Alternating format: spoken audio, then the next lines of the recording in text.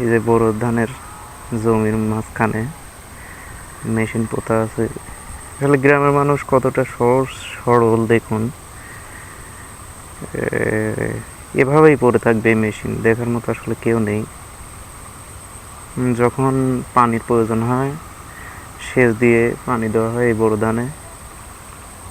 ওই যে বদনা রাখা আছে, পানি দিয়ে ওই যে কলে ঝাঁকিয়ে ঝাঁকিয়ে পানি তোলা হয়।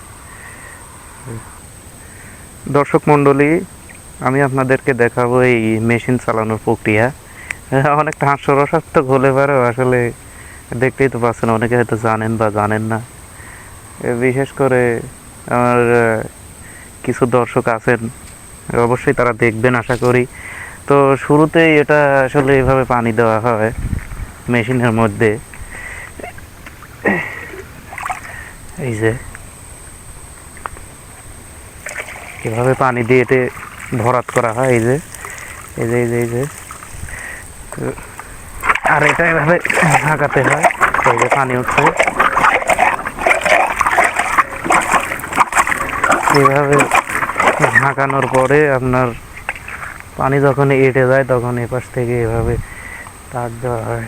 এই যেভাবে ধরে এভাবে জোরে জোরে স্টার্ট দেওয়া হয়।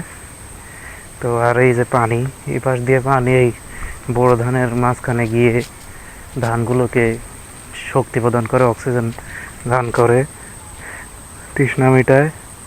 এই তো আর কি।